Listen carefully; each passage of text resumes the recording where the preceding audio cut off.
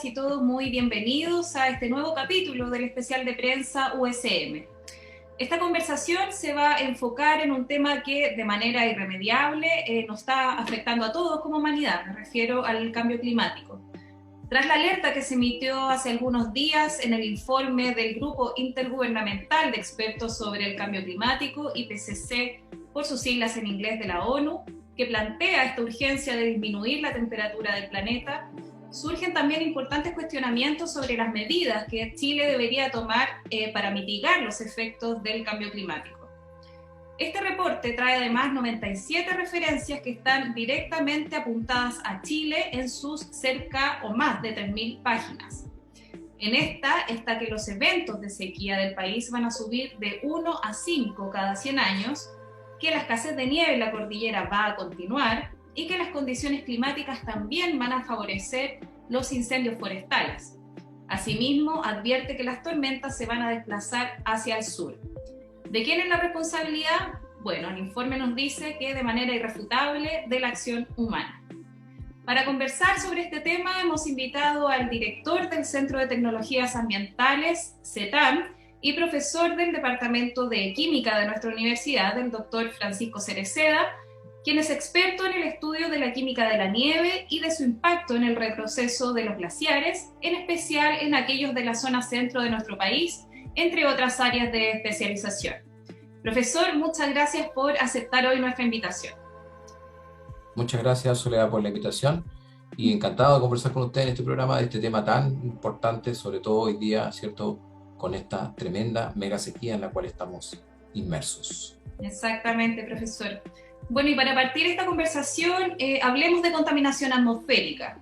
El informe del IPCC nos plantea que las políticas para evitar la contaminación del aire han tenido efectos positivos en la mitigación de las emisiones en ciudades como Santiago, acá en Chile, en Sao Paulo, en Brasil, y en Los Ángeles, en Estados Unidos, pero también indica que aún faltan estudios que sean cuantificables del impacto de estas políticas. En sus criterios, ¿cuáles son las medidas urgentes que Chile debería tomar hoy para mejorar la calidad de nuestro aire? Bueno, es una muy buena pregunta porque efectivamente la relación que existe entre la contaminación atmosférica y el cambio climático es ineludible y obviamente muchas veces quizás no se encuentra demasiado frecuente, digamos, en la opinión pública, ¿ya? Sin embargo, hay varias iniciativas a nivel internacional que están intentando justamente acercar estos dos mundos, el mundo de la contaminación atmosférica y el mundo del cambio climático, para justamente develar y destacar la relación intrínseca que tienen. Ese es como primer punto. El segundo punto, aquí en este tema habría que distinguir entre aquellos contaminantes atmosféricos que son de vida media corta y aquellas que son de vida media larga, ¿ya? Un poco para discriminar entre también las posibilidades que tenemos nosotros de hacer algo al respecto, ¿no? Que no solamente todo recaiga en una situación un poco así como catastrófica en la cual nosotros no tenemos ninguna acción, sino que muy por el contrario. Y justamente tenemos la posibilidad de actuar en aquellos contaminantes que son justamente de vida media corta. Estos contaminantes, para poderlo explicar, ¿cierto?, al público, corresponden a contaminantes cuyo tiempo de residencia en la atmósfera es entre algunas horas o días hasta algunos decenas de años, ¿ya? Por ejemplo, en el caso justamente de uno de los contaminantes estrella que nosotros justamente estudiamos, que es el black carbon, que es un aerosol, que son partículas carbonáceas, pueden durar entre horas a días, incluso algunos, en el más de los casos, ¿cierto?, una semana. Pero después de esto decaen en la atmósfera, por lo tanto nosotros tenemos muchas posibilidades de actuar sobre sus emisiones, ¿ya? Estos contaminantes, en el caso de black carbon, por ejemplo, se emiten normalmente por procesos de combustión, biomasa, combustibles fósiles, carbón, etcétera, ¿ya? También tenemos otros contaminantes de cambio climático que son de vida media corta, como por ejemplo en el caso del metano, que estamos hablando ahí, que tiene del orden de decenas de años, o en el caso también del ozono, que puede alcanzar también los 12, 15 años de vida media en la atmósfera. Todos estos contaminantes no solamente tienen una repercusión en el cambio climático, sino que también tienen una repercusión sobre la salud de la población, ¿ya? Entonces, muy importante que nosotros tengamos esto claro, porque en la medida que nosotros podamos disminuir y focalizar nuestros esfuerzos en estos contaminantes, estamos no solamente disminuyendo entonces los contaminantes que tienen una vida media corta y que tienen efecto climático, sino que además aquellos que también tienen un efecto sobre la salud de la población. Y esto es muy importante porque en definitiva nos beneficia directamente a nosotros, ¿ya? No es una cosa solamente a nivel global, como podría ser el cambio climático, sino que es un beneficio directo para la población, ¿ya? A diferencia de estos contaminantes, los de vida media larga, como por ejemplo en el caso del CO2, ¿ya? O de algunos de los NOx, tienen obviamente, en el caso por ejemplo del CO2, tiene aproximadamente el orden de 120 años como mínimo en la atmósfera de vida, y se calcula que más o menos una cierta parte de la concentración de CO2 puede llegar incluso a tener del orden de miles de años de vida media en la atmósfera. Estamos hablando de contaminantes que de todas maneras van a tener entre 120, 200 o miles de años todavía dando vuelta en la atmósfera. Por eso se habla también en este momento, ¿cierto?, de una especie de budget, de una especie de capacidad, ¿cierto?, que tenemos de CO2 máxima, porque justamente tiene que considerarse en ese sentido, ¿cierto?, esta distribución en el tiempo, ¿ya? Porque tenemos una capacidad de emisión de CO2 que está limitada, porque hay algunos casos como estos que obviamente tienen una vida muy larga en la atmósfera, entonces demoran mucho. Eso significa que si hoy dejamos de emitir CO2, vamos a tener todavía 120, 200 o miles de años más todavía de CO2 que está dando vuelta. Por supuesto, no es todo el CO2, sino que es una parte, pero una parte importante todavía va a estar, ¿cierto?, ejerciendo su efecto de gas invernadero, ¿ya? Profesor, claro, y en ese sentido, las medidas, ¿cuáles serían? Quizás paralizar algunas empresas que contaminan más. ¿Cómo se podría regular eso en una medida, en una política pública? Bueno, en general los planes de descontaminación atmosférica que se han aplicado en Chile o en cualquier parte del mundo tienen como prioridad obviamente hacerse cargo de los contaminantes que tienen mayor efecto, en el sentido tanto por el efecto de la salud como por obviamente aquellos que las medidas de mitigación logran minimizar de manera importante. En ese sentido, lo que se ha hecho, ¿cierto?, ha sido correcto, y las políticas públicas que se han implementado han dirigido su foco hacia la disminución del material particulado. En un inicio, material particulado total, después, pues, digamos, en transcurso del tiempo, material particulado PM10, y hoy día está focalizada las políticas públicas en la disminución del material particulado PM2,5, porque obviamente el PM2,5 es aquel material que tiene el mayor impacto sobre la salud de las personas, ¿ya? Y eso ha sido efectivo. ¿Cómo lo han hecho? A través de una disminución de sus fuentes principales. Y en el caso de las ciudades, las principales fuentes de contaminación atmosférica, y en especial de material particulado, sobre todo material particulado fino, son las fuentes móviles. Aproximadamente el 70% de las emisiones de una ciudad, no solamente de material particulado, sino que de NOx, de compuestos orgánicos volátiles y de otros hidrocarburos, es obviamente las fuentes móviles. Cuando hablamos de fuentes móviles nos referimos no solamente a autos privados, sino que a la locomoción pública, a los camiones, a los vehículos, digamos, en general, ¿ya? Claro. El resto corresponde fundamentalmente a fuentes fijas, que son las industrias, y fuentes fugitivas.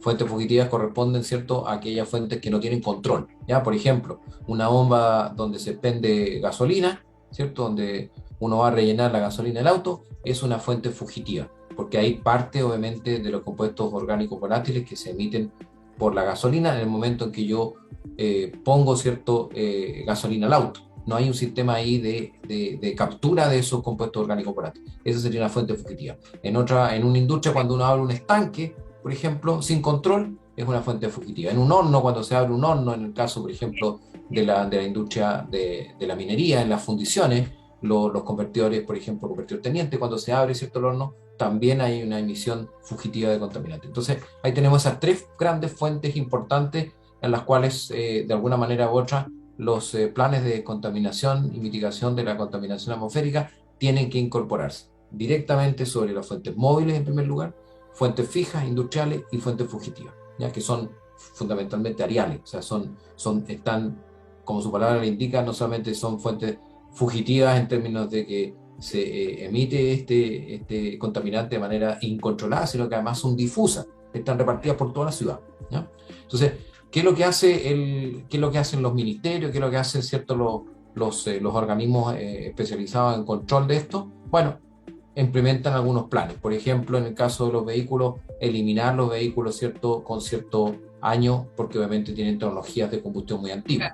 Eliminar, por ejemplo, también aquellos vehículos que no tienen tecnologías catalíticas, que convierten obviamente algunos de los contaminantes, ¿cierto?, en contaminantes de menos impacto. Disminuir, por ejemplo, el flujo vehicular con las restricciones de la patente. Aumentar, obviamente, el transporte público por transporte eléctrico, transporte menos contaminante, etcétera, etcétera. Profesor, gracias. Bueno, pasando a otro punto que también está y que no es muy alentador tampoco en el informe del IPCC, que es la sequía, perdón. Allí se indica que vamos a tener al menos 5 eventos de sequía graves en periodos de 100 años, como lo comenté en la introducción. Y también destacar, bueno, que este 2021 ha sido una de las sequías más crudas que hemos vivido. En su criterio, ¿cuál es el panorama que vamos a enfrentar a lo mejor de aquí a unos 10 años más con esta grave sequía que nos afecta?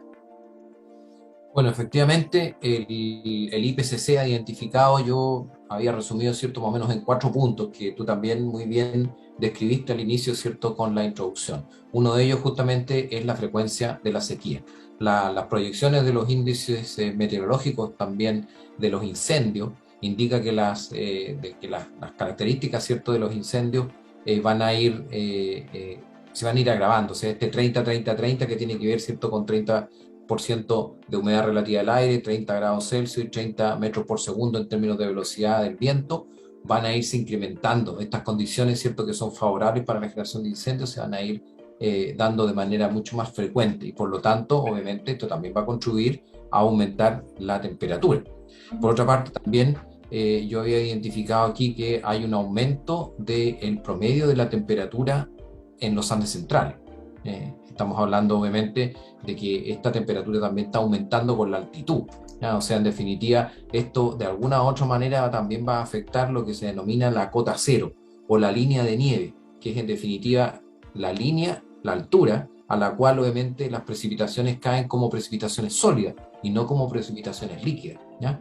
En la medida en que estas precipitaciones caigan como precipitaciones líquidas, porque la línea de la cota cero se ha corrido en altura, por ejemplo, normalmente, ¿cierto?, en Santiago, en la cordillera de los Andes, ¿cierto?, la cota cero puede estar alrededor de los 2000, e incluso algunas veces ha estado bajo los 1500, ¿ya? Lo cual obviamente implica que de ahí hacia arriba todo va a ser nieve, lo cual es fantástico porque nos permite acumular el agua en la forma, ¿cierto?, de agua sólida. Sin embargo, si esto se corre y ya en vez de que esté a 1000 metros, esté a 2000 o a 3000 metros, toda la cantidad de agua que antes se acumulaba a esa altitud, hoy día se va a acumular en la forma de agua líquida y va a producir estos eventos de remoción en masa, estos eventos en los cuales eventualmente se va a producir que lagos o que zonas, digamos, donde antes estaba el agua en la forma sólida, se va a derretir y va a producir, digamos, derrumbes y remociones en masa de manera importante, los cuales podrían obviamente no solamente destruir infraestructura física o dañar a la habitabilidad de las personas, sino que por supuesto contaminar y complicar, ¿cierto?, el procesamiento del agua potable, que es obviamente uno de los principales, digamos, hitos importantes por lo cual nosotros acumulamos agua en la cordillera, ¿no? Claro. Ese es un punto muy importante y yo creo que eso va a ir lamentablemente aumentando en el futuro. Por supuesto, obviamente también tenemos el inicio temprano del deshielo. Yo escuchaba en el caso, ¿cierto?, de los informes que se está dando, ¿cierto?, sobre el tema del embalse del Yeso, por ejemplo, que es justamente donde se acumula el agua para la población de Santiago, como una buena noticia este invierno, como una buena noticia este invierno, de que el embalse está prácticamente a un 80% de su capacidad. Claro. Y eso podría interpretarse, ¿cierto?, para alguien que no entiende muy bien la lógica de la hidrología, podría interpretarse como una buena noticia. Sin embargo, es una pésima noticia, porque que el embalse, el Yeso, esté en un 80% de su capacidad lleno ahora en invierno, significa que el agua no se ha acumulado en la forma sólida, sino que por el contrario, se ha acumulado en la forma líquida. Y eso implica que en el verano no vamos a tener agua suficiente, ¿cierto?, para justamente compensar el momento en el cual no llueve. ¿Ya? Por lo tanto, normalmente lo ideal sería que el embalse del Yeso durante el invierno estuviera en su mínimo de capacidad, o sea, estuviera en un 30, un 40 o menos por ciento, ¿cierto?, de su capacidad de hielo, lo que implicaría que todo el agua está sólida en la cordillera, que es lo que nos interesa, para que cuando obviamente no llueva en la época estival, entonces en ese momento empiece, ¿cierto?, a amortiguar la falta de agua, pero no al revés. ¿Ya? Entonces, por lo tanto, ahí hay una mala interpretación de una noticia que pareciera ser positiva porque dice el 80% de la capacidad lleno, lo tenemos lleno para ahora cuando justamente no se necesita porque ahora hay agua y lluvia, bueno, poca pero hay. ¿Ya? Bueno, ya vamos a hablar también de lo que se está haciendo con un ataque en el embalse El Yeso, pero ahora otro punto es las emisiones de hidrocarburos, que también lo comentamos en la primera pregunta. Chile, con el compromiso de cumplir con estas medidas pautadas en el Acuerdo de París del 2015, se propuso reducir la emisión en un 30% por PBI para el año 2030 y además continuar con acciones necesarias para llegar a ser neutro en emisiones de carbono para el 2050. ¿Cómo ve usted esta situación? ¿Es posible que logremos este cometido? Entiendo que además todavía está en disputa la reapertura de algunas centrales. Bueno, han habido varias problemáticas respecto a eso. Entonces, ¿cómo ve usted este panorama? También es un tema sumamente interesante. Primero porque vamos a ver el lado positivo. El lado positivo, Chile ha dado muestras realmente muy importantes de paso en la dirección correcta. ¿Ya? Yo quiero destacar que efectivamente las políticas públicas en ese sentido han sido positivas, han sido correctas. Chile está avanzando hacia una carbono neutralidad, estamos avanzando hacia una descarbonización. Dimos el salto hace unos años atrás, y yo se lo cuento a los alumnos, que fuimos pioneros en algún momento, casi fuimos los líderes mundiales. Normalmente Chile no es líder mundial en muchas cosas, pero en este caso fuimos líderes mundiales, en el cual tuvimos el precio de la energía más baja del mundo, en un momento determinado, en el cual justamente entraron a operar y a competir, y le ganaron las energías renovables a las energías fósiles. ¿Ya? En ese momento, nuestro sistema, digamos, de operatoria, desde el punto de vista del sistema central, digamos, de energía que tenemos, permite justamente hacer esa licitación de energía, y en ese momento la licitación de energía la ganaron las energías renovables no convencionales, fundamentalmente eólica y solar. ¿Ya? ¿Eso qué significó? Significó que obviamente para los próximos años, a partir de eso era el 2018, 2019, a partir de los próximos años, esto no se ve reflejado directamente, sino que en el corto plazo, digamos, la cantidad de energía que nosotros íbamos a recibir iba a ser fundamentalmente generada por energías renovables no convencionales. En este caso, como digo, implicaba que las centrales térmicas a carbón iban a, de alguna manera, quedaron fuera del sistema interconectado central, en el sentido de que no ganaron esas licitaciones. Pero desde el punto de vista práctico, tenían que estar atentas eventualmente, y por eso no se podían desmantelar, porque eventualmente en el caso de que las centrales de energía digamos, solares o eólicas, no dieran abasto para la cantidad de energía que necesita el sistema, o porque eventualmente hay un aumento de la producción y entonces necesita más energía, tuvieran ahí de respaldo. ¿Ya? Esa era la verdad. ¿Ya? Esta descarbonización entonces implica, por una parte, sacar las centrales, pero dejar varias centrales incluso como respaldo de las propias centrales fotovoltaicas eólicas. O sea, en otras palabras, como una especie de garantía. Si las centrales eólicas o solares o hidráulicas no eran capaces, por cualquier razón de tipo medioambiental, porque eventualmente, por ejemplo, centrales hidráulicas, que es lo que está pasando ahora, no tienen suficiente agua en sus embalses para producir hidroelectricidad, entonces tuvieran de respaldo, para que no hubiera problemas, ¿cierto?, de corte de suministro o de restricción de suministro de energía, tuvieran de respaldo las energías tradicionales, ¿cierto?, de combustión de carbono. ¿Ya? Claro. Por lo tanto, si bien es cierto, yo veo con muy buenos ojos, obviamente, que Chile tenga esta política, digamos, y de largo plazo, que presente, ¿cierto?, que al año 2050 estemos, ¿cierto?, con un proceso de carbonización importante, que ya prácticamente dependamos de las energías renovables no convencionales fundamentalmente. De todas maneras, era necesario tener este respaldo por razones tácticas, ¿no? En definitiva, no nos podemos quedar sin energía. El país no puede, obviamente, apostar exclusivamente a las energías renovables no convencionales, porque, por ejemplo, tienen ciclos, como es el caso, ¿cierto?, de lo que estamos viviendo hoy día con el problema de las centrales hidráulicas, que tienen poca agua y por lo tanto están en una situación complicada para producir energía.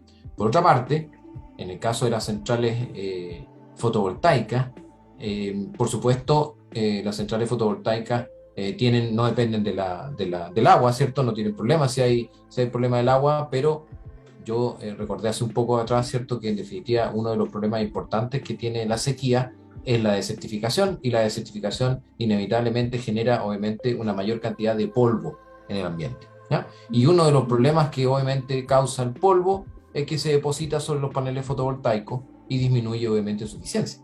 Por lo tanto, ahí también tenemos un problema, ¿cierto?, de retroalimentación negativa, por así decirlo, en estos problemas ambientales, ¿no? Los problemas ambientales no son aislados, son problemas que son concomitantes, que son obviamente vinculantes entre sí, ¿ya? Entonces, respondiendo a la pregunta, yo veo que efectivamente vamos por el buen camino, tenemos que hacer todos los esfuerzos para producir obviamente una descarbonización, tenemos que avanzar hacia una economía obviamente centrada en energías renovables no convencionales, pero eventualmente vamos a tener que echar mano de centrales termoeléctricas y que efectivamente los recursos naturales por ahora no dan, o aumentar lo suficientemente los recursos naturales dedicados a energía como para que efectivamente estemos suplidos en caso de una emergencia climática como la que estamos viviendo. Exacto, bueno, ojalá así sea. Profesor, uno de los proyectos emblemáticos que tiene la universidad y que tiene el CETAM es Nunatak, el laboratorio que hoy está ubicado en el embalse del Yeso, como hablábamos hace un rato, y es uno de los embalses que ha sufrido una importante disminución de agua en estos últimos 10 años. Se dice en el informe que es a causa de la falta de precipitaciones. ¿De qué manera este laboratorio aporta al embalse? Ya que el reporte también indica, que es una de sus áreas también de expertise, que la disminución de nevadas y el derretimiento de la capa de nieve estacional en América del Sur también está disminuyendo de manera súper rápida. Uh-huh. Bueno, efectivamente el proyecto Nunatak es un proyecto que comenzó ya hace varios años atrás, por ahí por el 2014 comenzamos con este proyecto.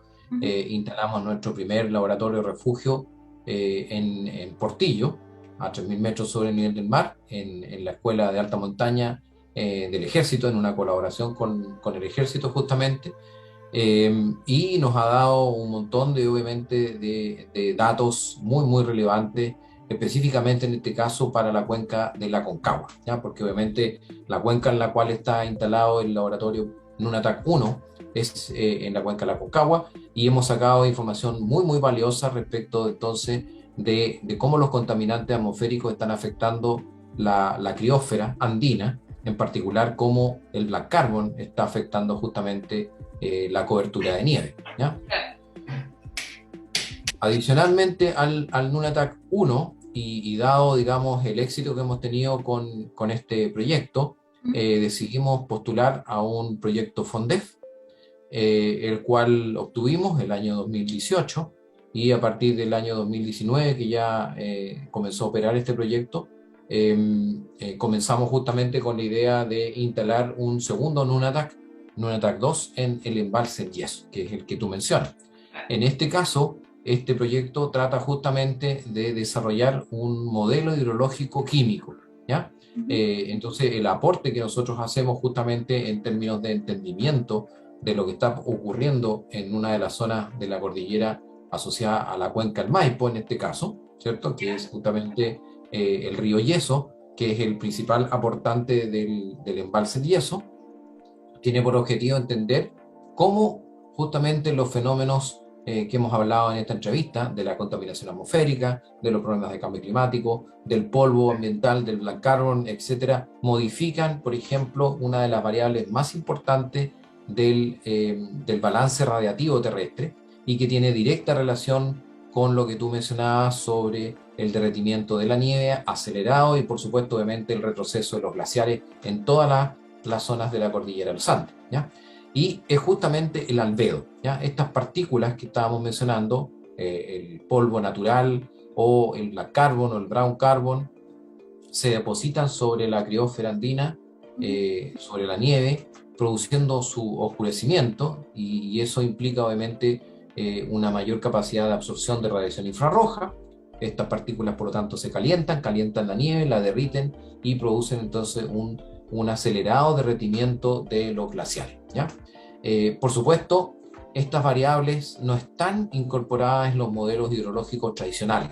Ahí estamos trabajando muy de cerca con colegas del Departamento de Obras Civiles de nuestra universidad, con los doctores Lina Castro y Raúl Flores, que son obviamente expertos en el área de hidrología de montaña, y con ellos estamos desarrollando este proyecto en el cual lo que nosotros queremos hacer justamente es desarrollar un nuevo modelo que incorpore estas variables en su proceso de modelamiento, para poder hacer predicciones más confiables, más exactas, más certeras respecto de cuál realmente va a ser la disponibilidad hídrica y la disponibilidad de nieve que vamos a tener en el futuro bajo escenarios de cambio climático, ¿ya? O sea, en otras palabras, los modelos actuales que están usando la Dirección General de Agua, los regantes de la Aconcagua, los regantes del Maipo, los mismos de Agua Andina, o las empresas hidroeléctricas con las cuales proyectan las posibilidades de generación de energía que hablábamos antes, ¿cierto?, en la pregunta anterior,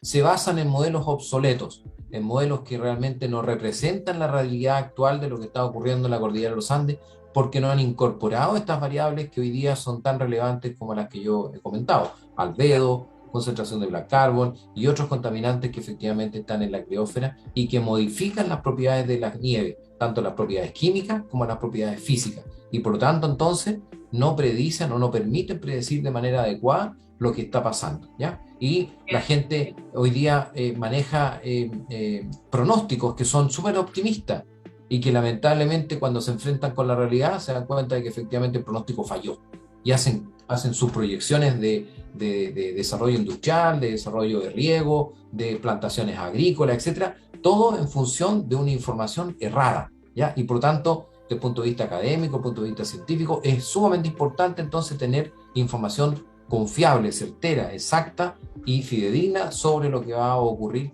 en la criósfera de los Andes, y ese es el principal objetivo de nuestro proyecto. Y para eso necesitamos alimentar este modelo con datos confiables, exactos, medidos in situ. Y por eso está el Nunatak 2 ahí, para medir con toda su batería de instrumentos los parámetros que son importantes para alimentar este modelo. Por supuesto, también tenemos equipos instalados en el río, equipos de hidrología que están instalados, o de hidrometeorología que están instalados en el río Yeso, y también tomamos muestras para verificar la calidad química y física del agua, tanto en los ríos como en el embalse, y por supuesto tomamos muestras de nieve para analizar también directamente lo que está ocurriendo en estas distintas muestras, más allá de los instrumentos automáticos que están tomando muestras de manera continua, ¿no? Exacto. Gracias, profesor. Y bueno, para finalizar, sabemos que el informe habla de muchos factores que influyen en Chile, pero al parecer hay algunos tópicos que todavía siguen quedando fuera o que bien no han sido muy comentados. ¿Qué me puede decir usted respecto a algunos datos interesantes de lo que se dice en este informe y que también nos atañen directamente? Mire, hay algunos aspectos que son menos comentados, quizás un poco por lo alarmante que pueden ser, y que tienen relación directa con que las montañas en general, la zona fría de la criósfera, siempre han actuado como reservorios, de alguna manera, ¿cierto?, paleoclimáticos y paleoquímicos, ¿cierto?, del pasado, ¿no? Nosotros como científicos, o los paleoquímicos, o los paleoclimatólogos, usan los testigos de hielo, estos cores, ¿cierto?, estos testigos de hielo de varios, a veces decenas o cientos de metros, para poder interpretar el clima del pasado, lo que ocurrió en el pasado, porque ahí está acumulada una biblioteca de información, ¿cierto?, de estos datos, de estos contaminantes de cambio climático que estábamos hablando anteriormente: metano, partículas, aerosoles, azufre, sulfatos, etcétera, ¿ya? Pero no solamente es una biblioteca ambiental que nos sirve para entender el clima, sino que lamentablemente también se acumulan microorganismos. También hay acumulados, ¿cierto?, en el hielo virus y bacterias que hace cientos de miles de años estuvieron en nuestro planeta y que obviamente quedaron atrapados en el hielo y quedaron ahí congelados. También en los últimos cientos de años, a través de la revolución industrial y el uso obviamente intensivo de un montón de compuestos químicos de características persistentes que tienen nuevamente propiedades carcinogénicas y mutagénicas, también han quedado atrapados en el hielo, ¿cierto?, de los polos, con menor medida, porque obviamente están más lejanos de las zonas industriales, pero con mayor medida en los glaciares.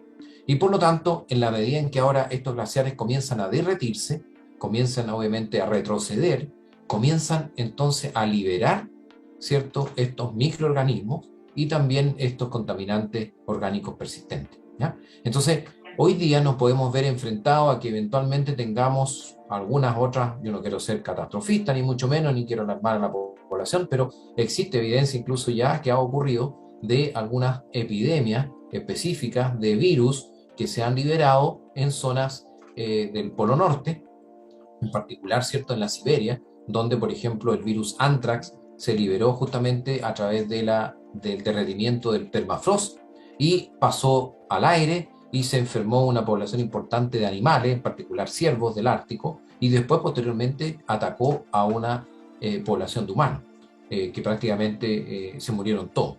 Por lo tanto, pandemias como esta, con virus que hoy día desconocemos y que efectivamente podrían eventualmente producir una situación de emergencia sanitaria como la que estamos viviendo o peor, podría perfectamente ser, y con virus que ni siquiera sabemos ni conocemos porque estamos totalmente desadaptados para poder enfrentar ese tipo de virus que hace a lo mejor cientos de miles de años atacaron o producieron, ¿cierto?, produjeron un diezmo, ¿cierto?, de los Neandertal o de los cromañones, ¿cierto?, y que nosotros no tenemos idea de cómo enfrentarnos porque somos unos humanos totalmente distintos de aquellos, ¿ya?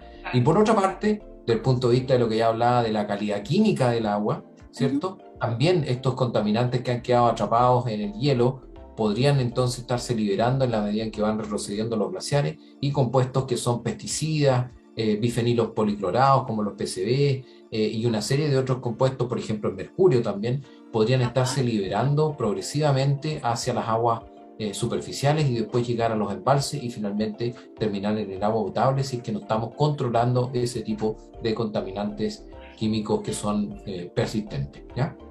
Bien poco Y por alentador último, entonces. perdón, Bien poco alentador entonces. un poco catastrófico eso, ¿no?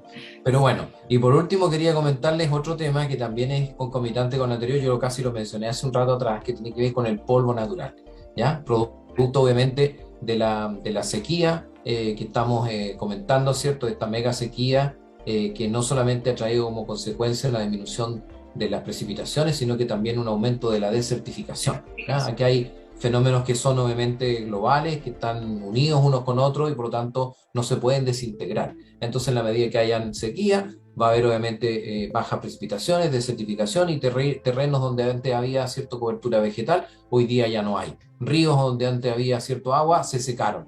Y todo ese material particulado que se erosiona rápidamente por el viento, es factible, ¿cierto?, de que se resuspenda y pueda perfectamente llegar a las zonas altas de montaña, a los glaciares, ¿ya? Se calcula más o menos que durante el siglo XX la cantidad de polvo se ha duplicado en estos últimos años y por lo tanto obviamente nosotros no somos la excepción, al contrario, nosotros somos una zona semidesértica, aquí donde estamos en la región metropolitana y en la región de Valparaíso, donde estamos hablando, ¿cierto? Y por supuesto que entonces tenemos esta condición de avance del desierto y por ende obviamente una condición bastante polvorienta, somos una región bastante polvorienta. De hecho, en las crónicas de Pedro Valdivia, cuando hablaba de Santiago, se refería a Santiago en aquella época, en el año 1500, como una ciudad polvorienta, porque efectivamente el polvo aquí es muy importante y por tanto, si yo me he referido y hemos estudiado por mucho tiempo y vamos a seguir estudiando el black carbon, porque el black carbon tiene una capacidad de absorción de radiación infrarroja que es 50 veces mayor que la del polvo, pero en concentraciones muy pequeñas, por lo cuanto a lo mejor efectivamente en estas zonas puede que a lo mejor el polvo sea más relevante incluso que el propio black carbon, a pesar de que tiene una menor capacidad de absorción, pero por su concentración sea tan grande, puede que eventualmente desde el punto de vista de su efecto sobre el cambio en el albedo o sobre el derretimiento de la nieve y el cambio de la línea, cierto, altitudinal que yo mencionaba antes, puede que a lo mejor sea muy relevante, y eso es algo que estamos justamente en este minuto estudiando. Bueno, sin duda, profesor, debemos, porque es un deber, tener mayor conciencia, y también nosotros, bueno, yo desde la parte de las comunicaciones, ustedes como científicos, poder concientizar a la sociedad respecto a esta era de crisis que es irremediable, pero que al menos podemos aportar a disminuir y también a mitigar. Así que, profesor, muchas gracias por acompañarnos en esta conversación y aceptar nuestra invitación a esta entrevista. Muchas gracias, y las últimas palabras, nada más que para señalar que si no hay ciencia, no hay futuro. Y por lo tanto, eso es muy importante que lo tengamos claro, y por eso justamente estamos trabajando para entender estos fenómenos y que cada uno pueda entonces desde su propia perspectiva, su propia realidad, aportar con su modificación, ¿cierto?, de la conducta, para que efectivamente podamos hacer este planeta más sustentable, más sostenible en el tiempo, y podamos ver los glaciares por mucho tiempo más, ¿cierto?, en nuestras montañas. Exacto, profesor. Bueno, muchas gracias nuevamente, y también muchas gracias a todas las personas que se conectaron hoy y que nos acompañaron en esta conversación con el doctor Francisco Cereceda sobre este importante tema que es el cambio climático, la crisis climática. Esperamos que lo hayan disfrutado y nos vemos en otro capítulo. Muchas gracias. Muchas gracias a ustedes también por escucharnos. Chao, chao.